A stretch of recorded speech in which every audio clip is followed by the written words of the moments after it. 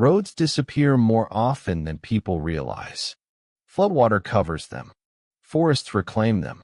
New interstates leave old pavement behind until the lines fade and the bridges collapse. The maps change, the signs come down, and eventually nobody remembers where the road went. But emergency calls still arrive from some of them. Tonight, I have 3 original accounts from dispatchers who answered people driving on roads that no longer exist. The first story is called Mile 29. I worked the night desk at the Bell County Emergency Communications Center for 11 years. In that time, I learned that frightened people rarely know where they are. They know what they can see: a red barn, a gas station with a broken letter, a bridge over dark water. They do not know the county, the direction they were traveling, or the name of the road they turned onto 15 minutes earlier. Dispatchers learned to build a location from fragments. Bell County made that harder than most places. The southern half was farmland divided by roads that changed names at township lines. The north rose into timber country, where logging companies built and abandoned tracks faster than mapping crews could record them. A caller might read a road sign installed by a mill that closed 20 years earlier. During storms, people followed gravel lanes until they became fire breaks and called us from places no official address had ever existed. Our center kept old information for that reason. Paper plat books filled cabinets beside the digital consoles. A wall map still showed school districts consolidated before I was born. In a storage room, highway surveys hung in cardboard tubes with handwritten corrections. New dispatchers laughed at them until the first time a computer routed an ambulance to the wrong side of a washed-out bridge. Night shift reduced the room to pools of blue monitor light. Radio speakers murmured behind us. Joe supervised from a raised desk where she could see all 6 operators. On quiet nights, we heard rain tick against the microwave tower and the building's backup generator test itself at 2 in the morning. October 12th was not quiet. A warm front had stalled over the county. Creeks rose, trees came down, and every rural road reflected enough water to hide its center line. By midnight, our location system lagged under the number of calls. That context made a stranded family on an unknown road sound ordinary for several minutes longer than it should have. The call I received on October 12th began with one fragment I could not use. "We're at mile 29, a man said. His voice was faint beneath heavy static. Windshield wipers knocked in the background. A child was crying somewhere in the car. "Mile 29 on which road?" I asked. "Heart cell cutoff." There was no heart cell cutoff in Bell County. Our mapping software showed every state route, county road, private drive, logging track, and emergency access lane. I searched the name twice and tried alternate spellings. "What town did you leave from?" "We came through Mason's Crossing about an hour ago." Mason's Crossing existed, but only as a church and 6 houses on the northern edge of the county. I zoomed out along every road leaving it. None had 29-mile markers.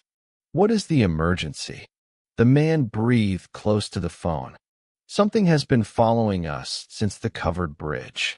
I entered unknown location and signaled my supervisor, Joe, to monitor. The caller's name was Peter Vale. His wife, Emily, sat beside him. Their 8-year-old daughter, Nora, was in the back seat. They had been driving home from a family dinner when their navigation app diverted them around a fallen tree. A green sign sent them on a heart cell cutoff. At first, the road was paved. Then the center line disappeared. Houses became farther apart. After the covered bridge, the forest closed over both sides, and their phones lost data. They had passed mile marker 29 3 times. "The same marker?" I asked. "White post, black numbers. There is a red scarf tied around it. He had stopped at the marker because his fuel gauge was nearly empty. While we spoke, he watched headlights approach in the rearview mirror. How far away? Maybe half a mile. Can you identify the vehicle? No. It keeps turning its lights off. I asked him to stay in the locked car and switch on his hazard lamps. Joe contacted the county sheriff and described the family as stranded somewhere north of Mason's Crossing. Our call system could not locate Peter's phone. The carrier returned no cell tower, no GPS coordinates, and no billing address. Even 911 calls from disconnected phones usually provide some network data.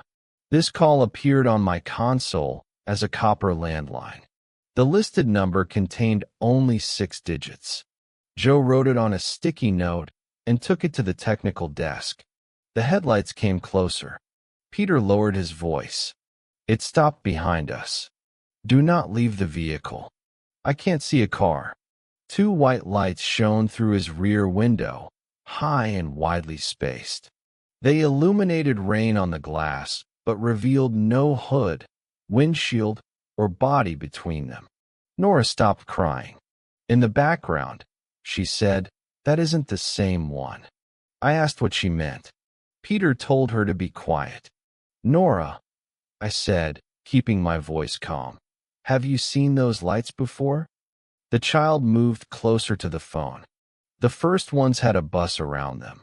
Peter said they had passed an old school bus near the covered bridge. It sat in the weeds with its door open. No lights were on. Nora insisted that when she looked back, the bus was driving behind them without making any sound. Her parents had not seen it move. The 2 lights outside went dark. Something touched the roof of their car. It began at the rear hatch and moved forward in a slow line, pressing the metal down an inch at a time. Peter stopped breathing. Emily covered Nora's mouth. The pressure reached the windshield. Then it lifted. Rain returned to the roof. I heard Peter start the engine. "We're leaving. Wait for the deputy. Whatever that was is on the road with us." He accelerated. Gravel struck the underside of the car. I told him to describe every landmark and turn while I mapped them manually. After the mile marker, Hartzell cutoff curved left and descended. They passed a collapsed barn on the passenger side. 1 mile later, the road crossed a single-lane concrete bridge over a dry creek. Beyond it stood a wooden direction sign pointing toward a place called Larkin. There was no Larkin in Bell County either. But Joe found Hartzell cutoff. She returned from the technical desk carrying a rolled paper map from our storage room. The map was a county highway survey printed in 1977. A thin route left Mason's Crossing, crossed Hartzell Creek, and continued north through the forest for 34 miles. Hartzell cutoff. Mile 29 sat near the abandoned community of Larkin. The road had been closed in 1978 after a landslide destroyed its southern bridge. The state never rebuilt it. Logging companies removed portions during the 80s, and the northern half became part of a reservoir buffer zone. On current satellite imagery, no continuous road remained. The old map included details modern layers had erased. Farm names appeared beside small squares. Culverts, school bus turnarounds, and emergency water tanks were marked in pencil. Hartzell cutoff had been the only direct route between Mason's Crossing and 3 timber communities along the county line. When the bridge failed, those communities emptied within a year. Larkin was the largest. In 1977, it contained a church, a service station, a 2-room school, and 43 residents. A red line circled the town on our map. Joe found a matching inspection report clipped to the back. The county had planned to install guardrails near mile 29, but stopped work because survey crews repeatedly lost equipment there.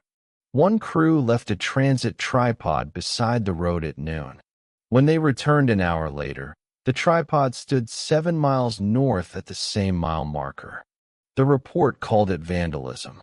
Another note listed calls from motorists who saw school bus lights behind them after midnight.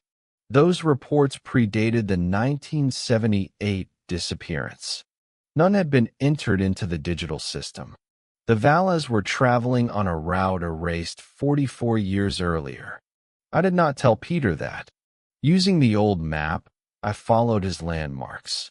The collapsed barn was marked as a dairy. The Concrete Creek Bridge lay 2 miles south of Larkin. If he continued, the road should meet State Route 6 near the county line. Joe checked modern mapping. The final 7 miles no longer existed. A quarry occupied the old junction. We dispatched units to both the quarry and the Masons Crossing side. Deputies found no green sign, no fallen tree, and no entrance to Hartzell Cutoff. Peter reached Larkin. He described 6 houses standing close to the road. Warm light glowed in their windows.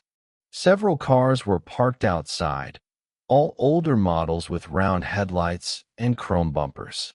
A telephone booth stood beside a closed service station.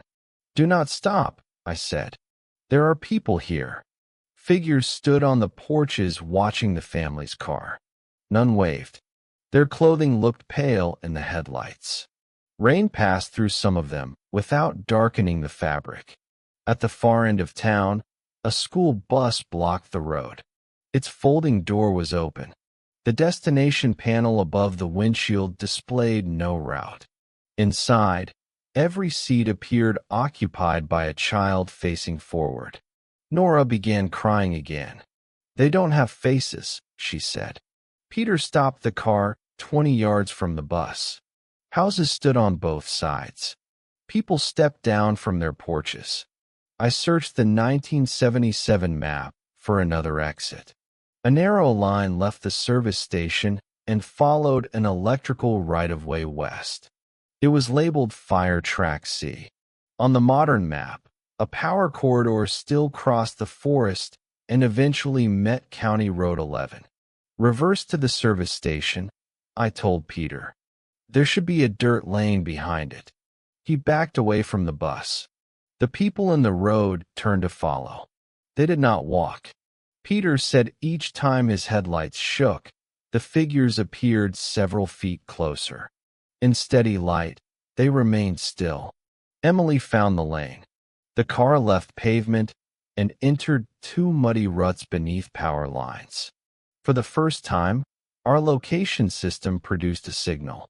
A red dot flashed on my screen 14 miles north of the Valla's supposed position. Then it vanished.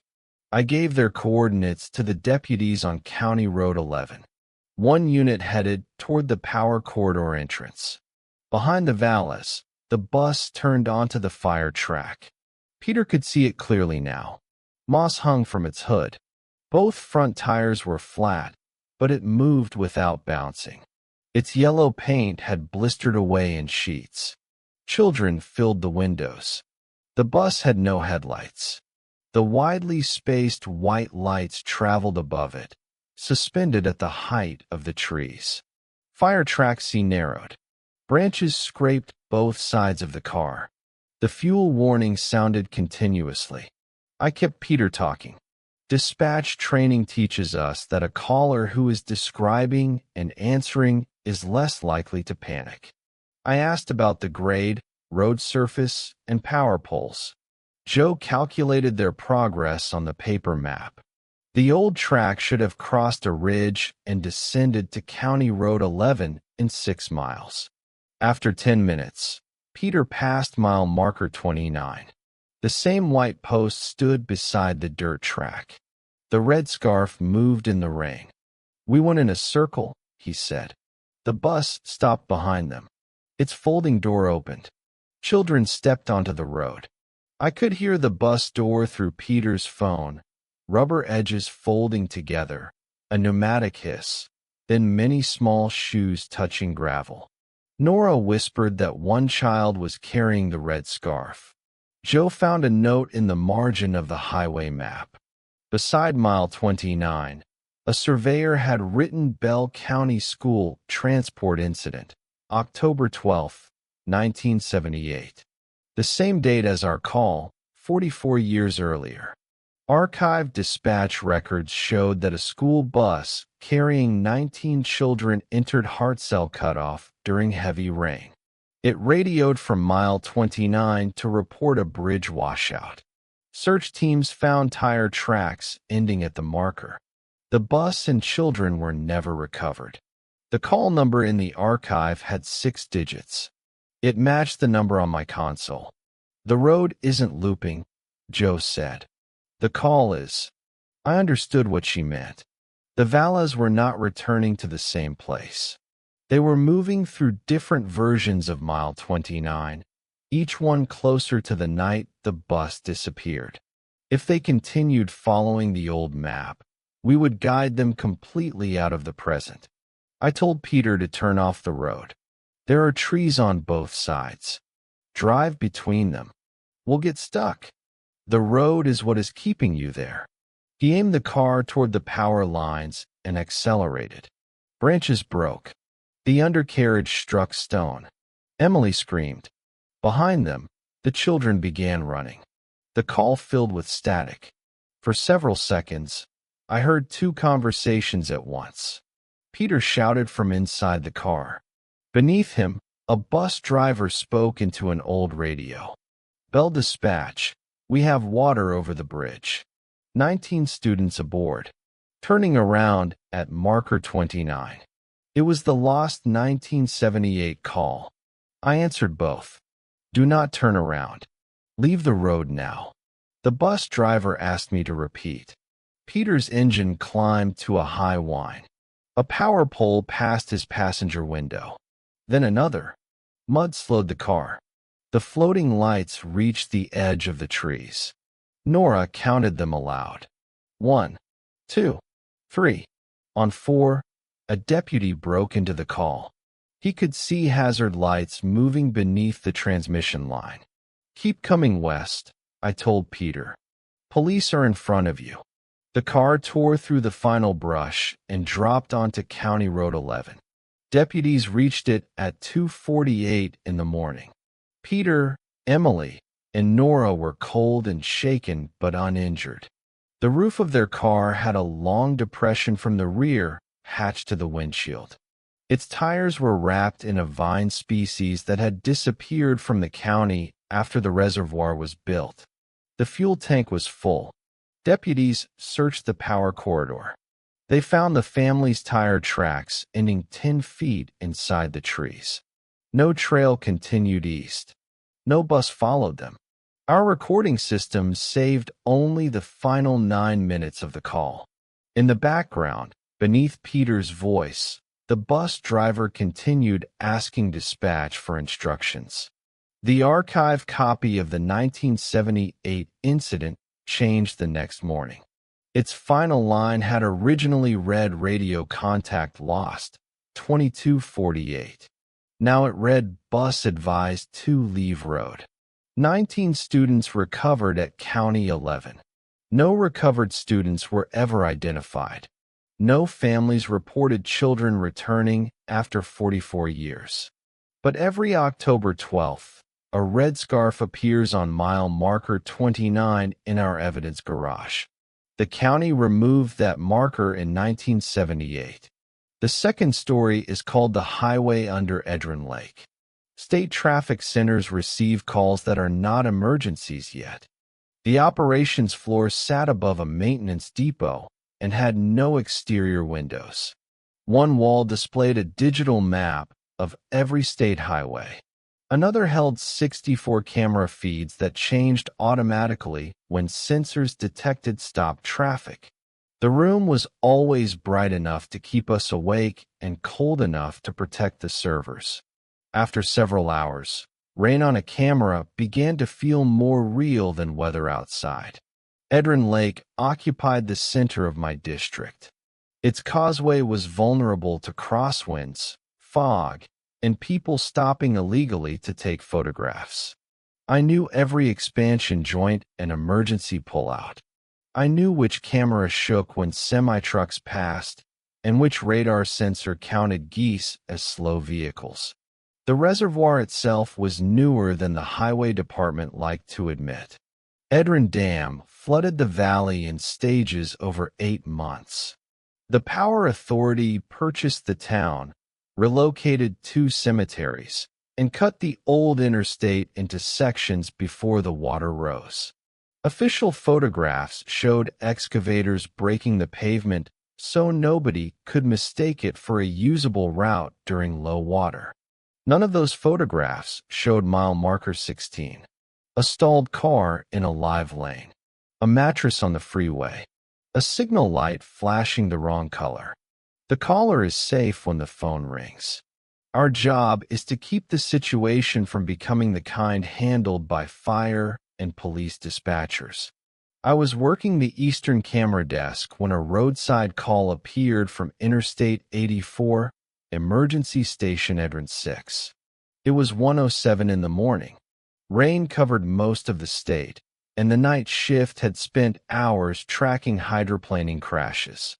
I accepted the call without looking closely at the station ID. Traffic operations. What is your emergency? A woman answered from inside a moving car. I think I took the wrong detour. Her name was Jana Diaz. She was driving east toward Cooper Ridge after visiting her sister. Orange construction arrows had directed her off the interstate shortly after exit 41. The detour descended through trees and joined an older 2-lane highway. She had been following it for 20 minutes without seeing another exit. What was the last sign you passed? I asked. Edrin Lake, 1 mile. That was wrong. Interstate 84 crossed Edrin Lake on a concrete causeway. Drivers saw the water on both sides, but the nearest sign was 6 miles west. There was no alternate route along the shore. I entered her phone number into location services. The system placed her in the center of the lake. GPS uncertainty happens during storms, especially near steep terrain. I asked her to read a mile marker. 16.4. The modern interstate crossed the lake between mile markers 82 and 89. I opened the emergency station details. Edrin 6 appeared in gray, marked out of service. The installation date was 1969. Decommissioned, 1991. I put Jana on speaker and called my supervisor, Mal, to the desk. Are you stopped at a call box? He asked. I'm driving. My phone dialed you. What number? Roadside assistance. It popped up on the screen when I lost service. Her cellular call had entered our system through equipment removed 31 years earlier. I asked her to slow down, but not stop. Mal searched archived roadway plans while I tried the lake cameras. The causeway feeds showed rain, reflected headlights, and normal light traffic. No sign of Jana's blue hatchback. The road is flooding, she said. Water covered the pavement ahead in a smooth black layer. Her headlights showed center stripes beneath it. She estimated the depth at 1 or 2 inches. Do not enter moving water. It isn't moving. She stopped. Water crept around her tires and continued rising, though the surface remained perfectly still. Trees on both sides ended at a sharp horizontal line. Above that line, trunks and branches were dry. Below it, they swayed as if submerged. Rain struck the windshield. Underneath that sound came a low metallic groan. Jana looked in the rearview mirror. The road behind her was underwater. Not flooded. Underwater. Her taillights illuminated green darkness filled with drifting leaves. The waterline stood 10 feet above the pavement and climbed toward the rear window, but no water pressed against the car. It was as if the vehicle carried a dry pocket forward through the lake. She began driving. Mal found the old plans. Before Edrin Lake existed, Interstate 84 followed the valley floor. The state built a new causeway in 1990 while a power authority constructed the Edrin Dam. When the reservoir filled, 12 miles of the former highway disappeared under up to 140 feet of water.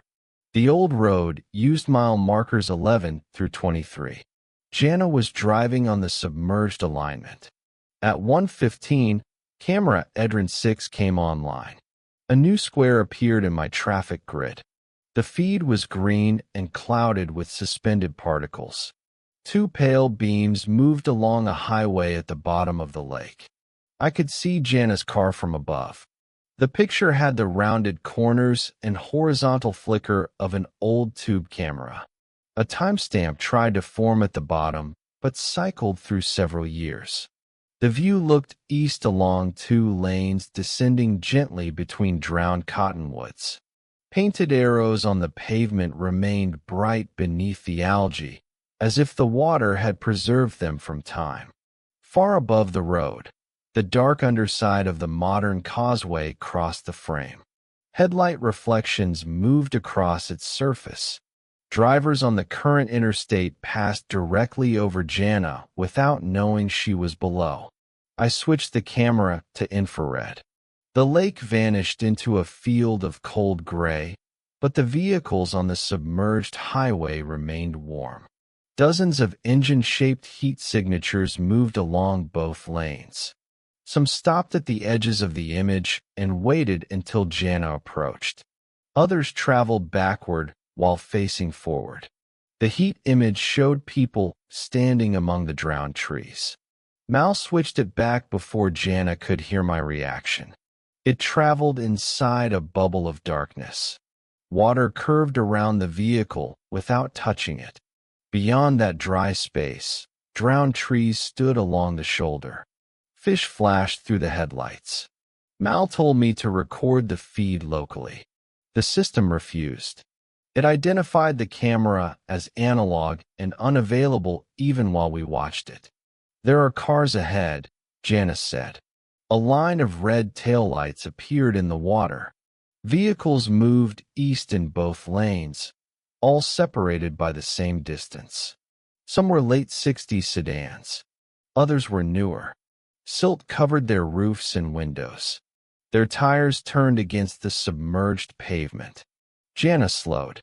The vehicle behind her moved closer. On camera, I saw an old station wagon enter the dry pocket.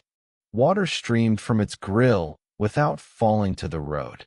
Its windshield was opaque with mud. A driver-shaped shadow sat behind it. "Do not let that car reach you," I said. Jana accelerated.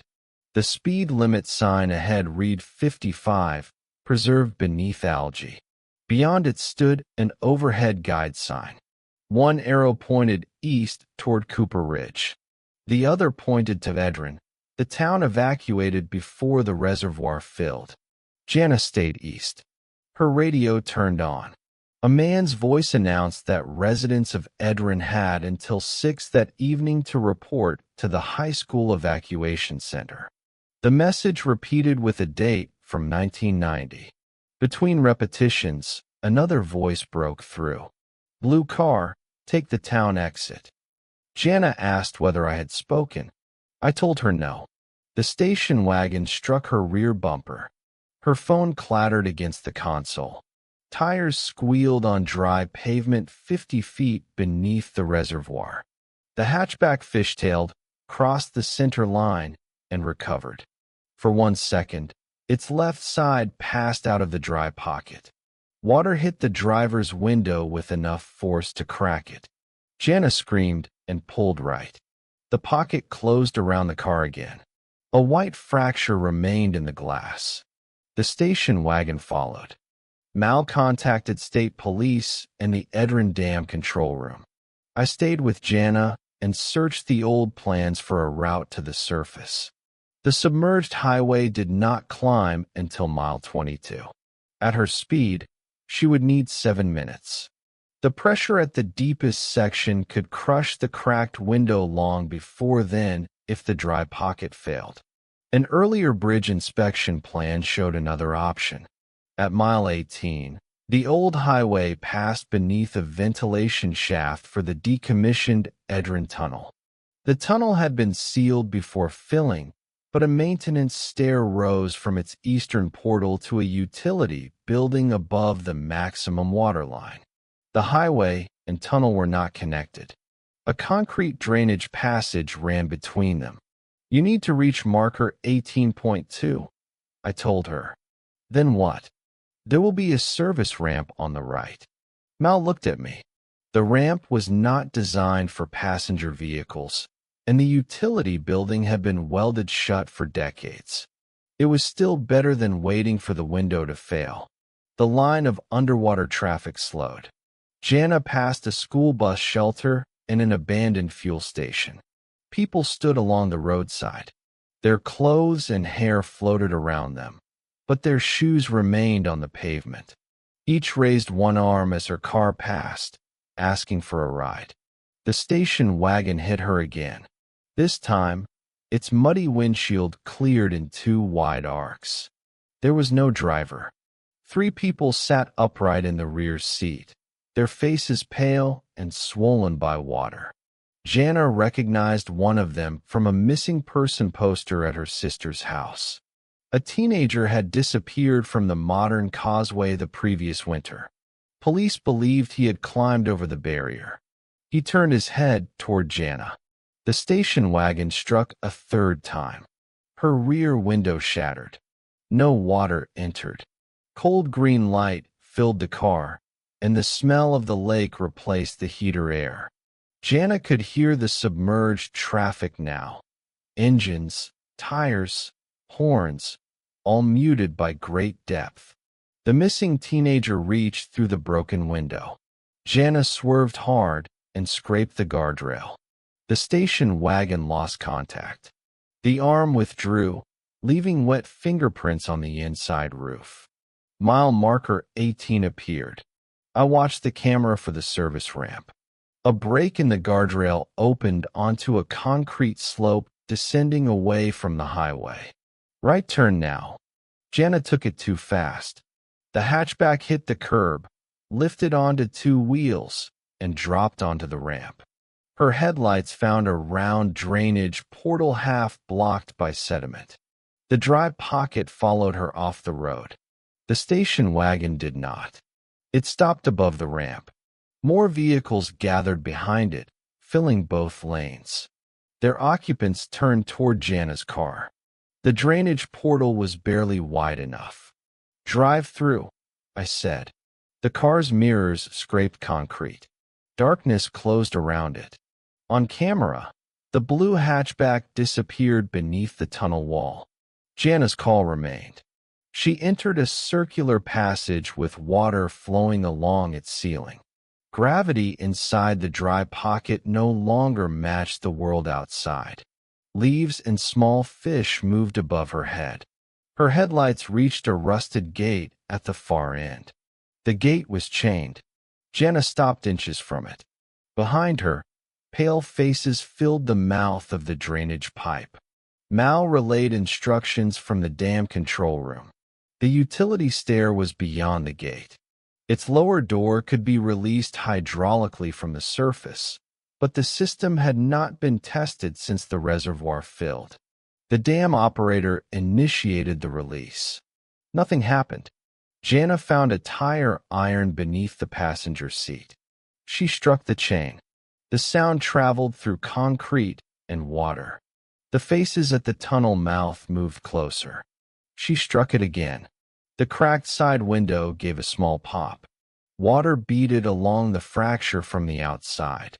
The dry pocket was collapsing. The dam operator tried a second release. Somewhere beyond the gate, old machinery moved. The chain went slack. Jana pushed the gate with her car. It opened onto a vertical concrete chamber containing a spiral stair. The steps rose around a central shaft into darkness. A steel door waited on the lowest landing, 6 feet above the car roof. The dry pocket did not enter the chamber. Water stood beyond the drainage portal like a vertical wall. To reach the stairs, Jana would have to leave the car and cross 6 feet of open water at reservoir depth. State police and dam workers had reached the utility building above. They cut the exterior lock and began descending from the top. Jana could hear them through the phone only as distant impacts. The rear hatch of her car bent inward. Hands were pulling from the tunnel side. I told her to recline the passenger seat and wait. If rescuers reached the lower landing, they could throw a line through the water. The windshield bowed. The radio voice returned.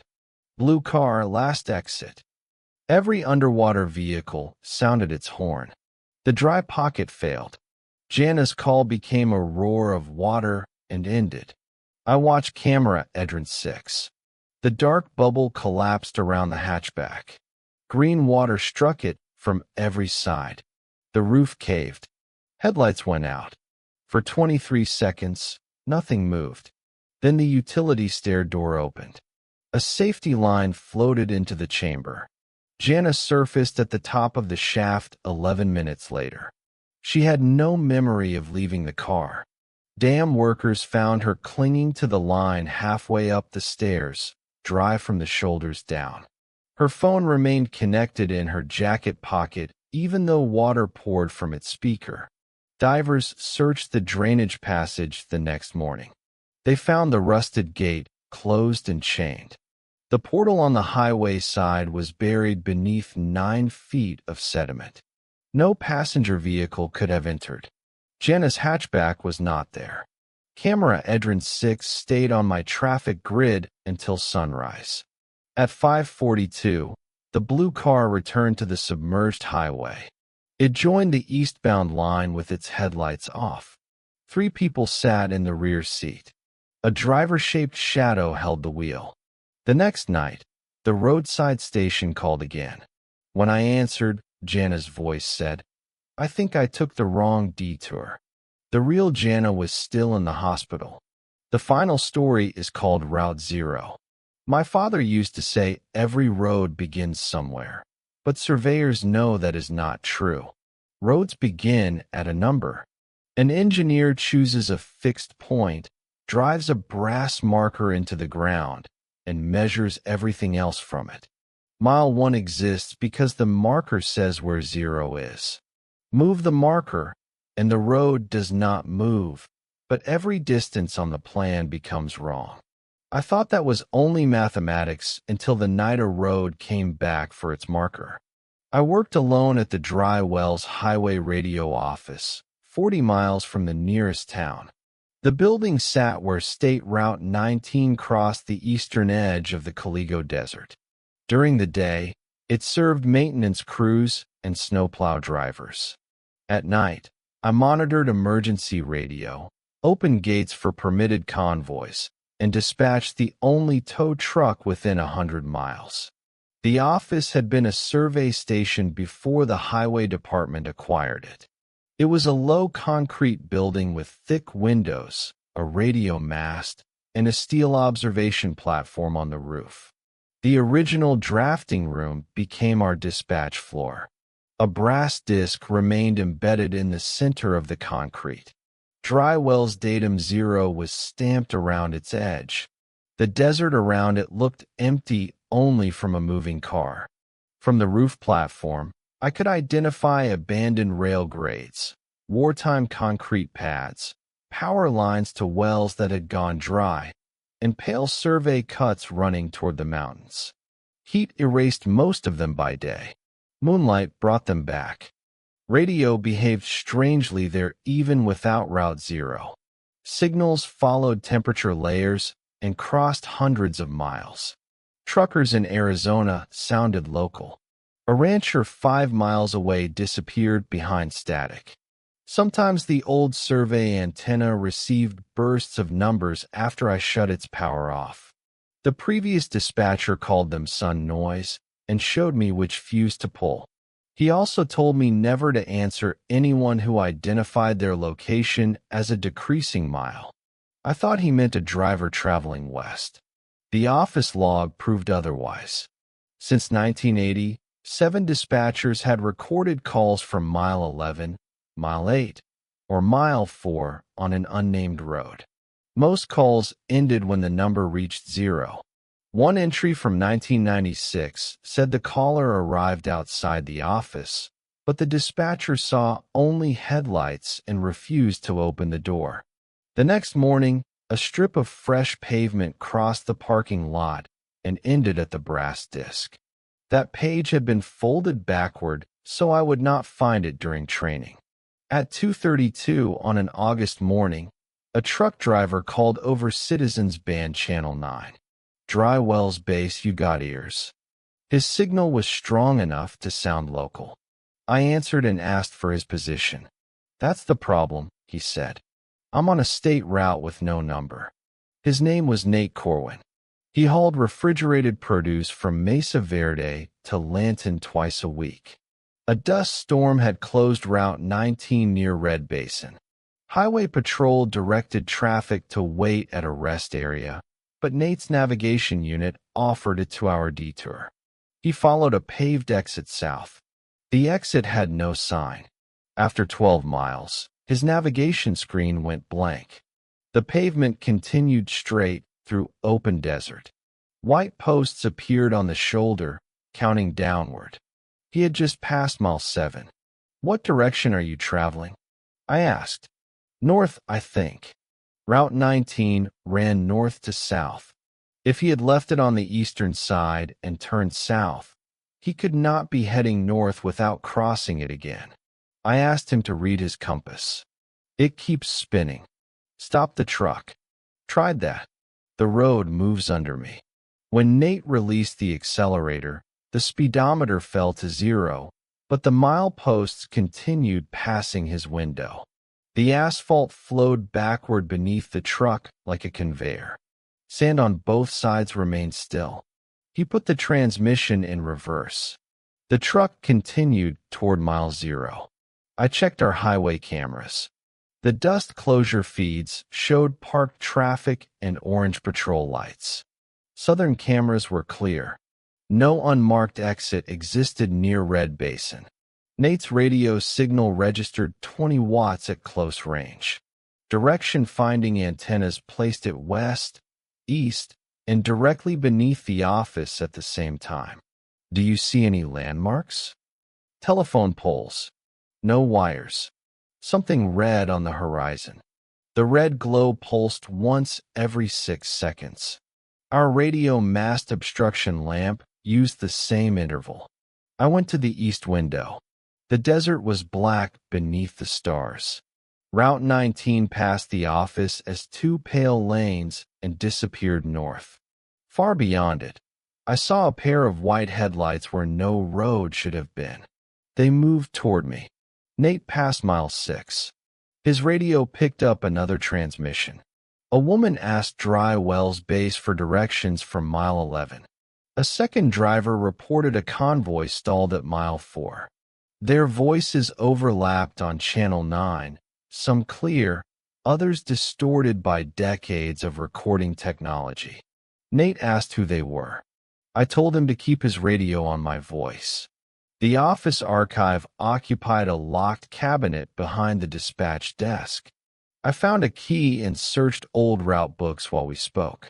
A rolled plan from 1978 showed a road extending from Dry Wells Datum 0 into the southern desert. Project SR0. State Route 0 was designed as an emergency bypass around Red Basin. Survey crews graded 40 miles and laid experimental asphalt over the first 12. The project ended before signs were installed. The experimental surface used magnetized aggregate intended to help maintenance vehicles follow the route during dust storms. Buried wire loops would broadcast position data to receivers in state trucks. The system was decades ahead of consumer navigation and failed in ordinary ways. Heat damaged the loops, magnetic readings drifted, and vehicles reported positions on the wrong side of the road. Then the errors became consistent. No matter where a test truck stopped, its receiver placed dry wells datum 0 directly ahead. Crews turned around and drove north. The distance continued decreasing. They drove east across open sand. The instrument still counted down. Engineers replaced every wire loop and recalibrated the marker. Route 0 kept treating all directions as a path back to the datum. The final survey report included a hand-drawn diagram. Lines approached dry wells from every compass bearing and folded over one another at the brass disc. Beside it, the chief engineer wrote, "A 0 point has direction only if the distance can become negative." The note below described the lost convoy's last transmission. Its lead driver reported passing the survey office without seeing it. His odometer continued forward while the route receiver displayed -1 mile. The cancellation report said repeated measurements failed to close. In surveying, a route closes when the final measured position matches a known point. Route 0 never did.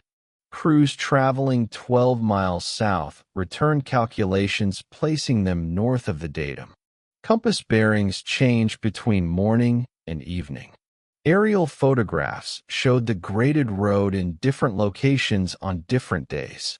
On August 9, 1978, a 5-vehicle survey convoy entered the route to retrieve equipment. It never returned. The department removed Route 0 from all plans, broke up visible pavement, and sold the survey station. The brass datum remained because nobody could remove it.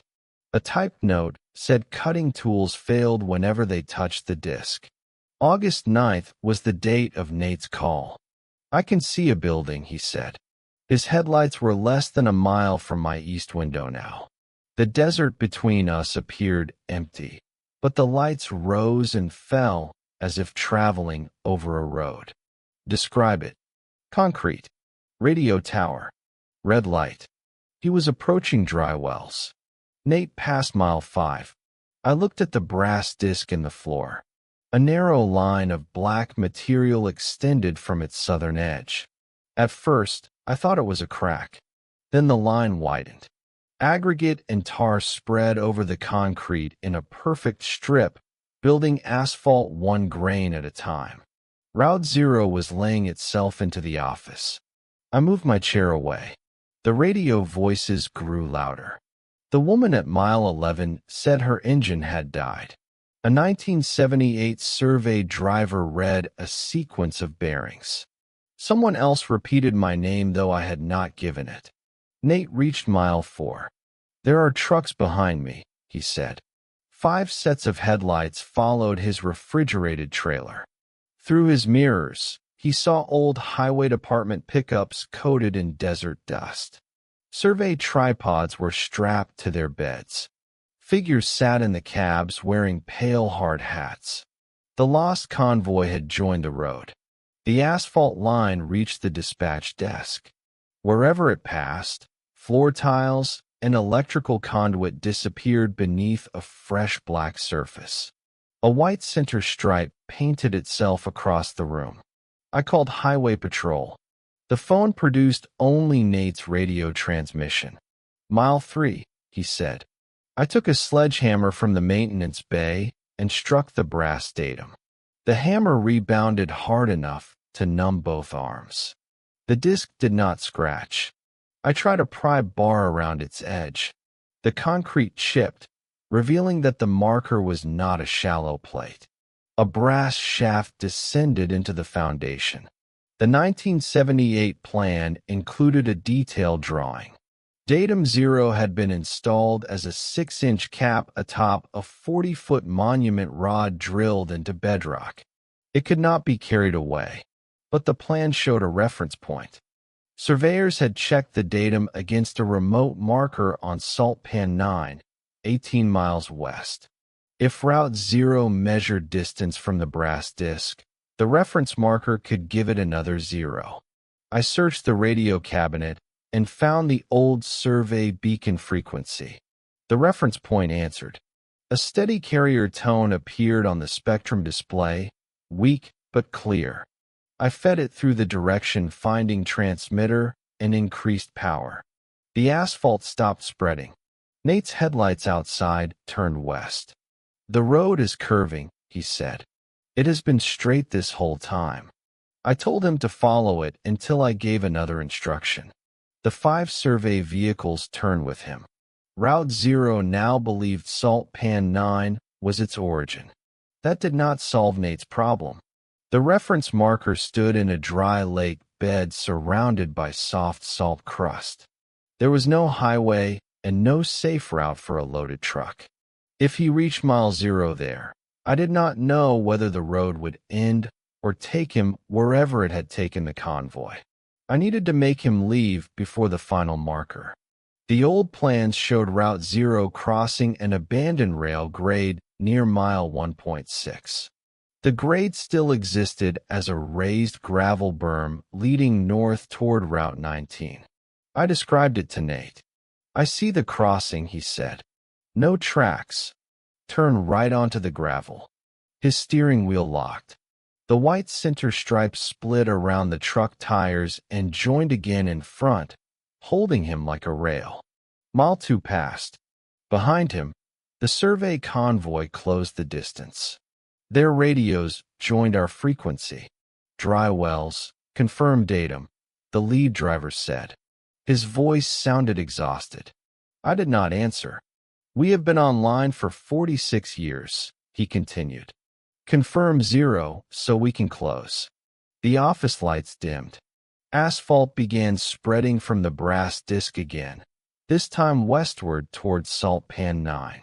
The road used the transmitter signal but remained anchored to the original monument. Nate reached mile 1.6. I told him to set the trailer brakes without touching the tractor brakes. A truck driver understands momentum. Locking the trailer while the tractor moved would force the rig sideways. It might break the road's hold or overturn him. How far does the gravel go? He asked. Far enough. He pulled the trailer brake. Tires screamed. The rear of the trailer swung left. The tractor rotated right across the center stripe. For several seconds, Nate saw only dust and the side of his own refrigerated box. The road tried to straighten beneath him. Fresh asphalt crawled over the front tires. The truck's momentum won. Its steer axle climbed the gravel grade. The trailer struck one of the white mile posts and snapped it.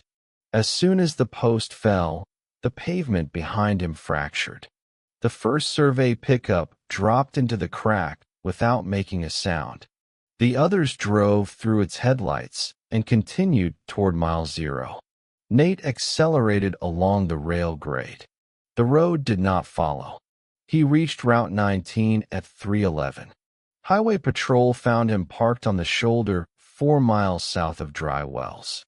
His trailer was coated in pale desert dust, but the produce inside remained frozen. A strip of new asphalt wrapped around each front tire like hardened tar. At the radio office, Route 0 reached the western wall. I shut down the survey beacon. The pavement stopped growing. The brass disc had changed. Its stamped words now read Salt Pan Datum 0. I walked outside before dawn. A new road began at the office and ran west in a perfectly straight black line. It crossed Route 19 without an intersection and continued over the desert toward the Salt Pan. 5 sets of taillights moved along it. At sunrise, the road faded. Asphalt became sand from the horizon inward until only a 6-foot strip remained inside the dispatch room. The department closed Dry Wells' radio office that week. Engineers removed the building but could not lift the concrete around the brass datum. They fenced the foundation and rerouted emergency calls to the city. Nate left trucking. He still sends me a photograph every August 9th. His navigation history adds 1 mile of Route 0 each year. The line begins at Salt Pan 9 and extends north. This year, It reached the street where I live. Last night, my phone connected to channel 9 by itself. A woman asked Dry Wells Base for directions from mile 11. Behind her, I heard my own voice say, "Keep going. 0 is closer now." Those were tonight's 3 calls. If your navigation sends you onto a road without a number, do not assume the map is incomplete. Watch the mile markers. Notice whether they count down. And remember that a road can be removed from the land long before it stops trying to reach its destination.